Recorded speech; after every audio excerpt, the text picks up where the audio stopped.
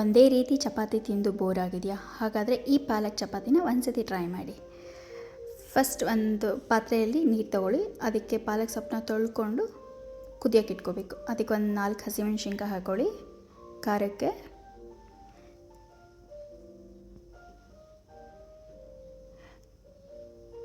ಅದಕ್ಕೆ ಕುದ್ದಾದಮೇಲೆ ಸ್ವಲ್ಪ ಆರಿದ್ಮೇಲೆ ಅದನ್ನು ಮಿಕ್ಸಿ ಮಾಡ್ಕೋಬೇಕು. ಪಾಲಕ್ ಸೊಪ್ಪನ್ನ ಪೇಸ್ಟ್ ಮಾಡ್ಕೊಳ್ಳಿ.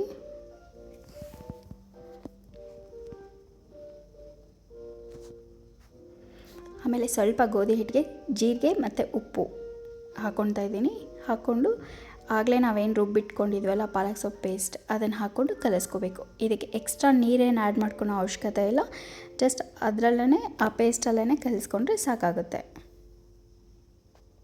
ಪಾಲಕ್ ಸೊಪ್ಪು ತಿನ್ನೋದ್ರಿಂದ ಹಿಮೋಗ್ಲೋಬಿನ್ ಜಾಸ್ತಿ ಆಗುತ್ತೆ, ಬ್ಲಡ್ ಇಂಪ್ರೂವ್ ಆಗುತ್ತೆ. ಸೊ ಹಿಟ್ಟು ಕಲಿಸ್ಕೊಂಡು ಅದಕ್ಕೆ ಒಂದು ಸ್ವಲ್ಪ ಎಣ್ಣೆ ಹಚ್ಚಿ ಒಂದು 10 ನಿಮಿಷ ರೆಸ್ಟ್ ಮಾಡೋಕ್ಕಿಡಿ. ಇದು ಒಂದು 5 ರಿಂದ 6 ಚಪಾತಿ ಅಷ್ಟೇ ನಾನು ಮಾಡ್ತಿರೋದು. ನೀವು ಸಿಂಗಲ್ ಚಪಾತಿನೂ ಮಾಡ್ಕೋಬೋದು. ನಾನಿಲ್ಲಿ ಪದರ ಚಪಾತಿ ಮಾಡ್ತಾಯಿದ್ದೀನಿ, ಅಂದರೆ ಬೇಗ ಆಗಲಿ ಅಂತ ಹೇಳಿ.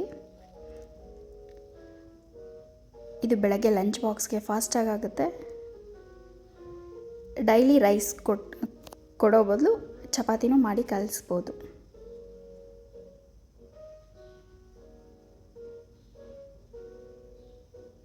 ಕೆಲವೊಬ್ಬ ಮಕ್ಕಳು ಸೊಪ್ಪು ತಿನ್ನಲ್ಲ ಅಂತಿರ್ತಾರಲ್ವ, ಅವ್ರಿಗೆ ಈ ರೀತಿ ಮಾಡಿಕೊಟ್ರೆ ಆರಾಮಾಗಿ ತಿಂತಾರೆ. ಸೊ ಲಟ್ಟಿಸ್ಕೊಂಡು ಚಪಾತಿನ ಬೇಯಿಸ್ಕೊಂಡ್ರೆ ಮುಗೀತು. ಇದರಲ್ಲೇ ಉಪ್ಪು ಖಾರ ಎಲ್ಲ ಇರೋದ್ರಿಂದ ಜಸ್ಟ್ ಇದನ್ನು ಚಟ್ನಿ ಜೊತೆ ಸರ್ವ್ ಮಾಡಿಕೊಂಡ್ರೆ ಆಯಿತು. Thank you for watching.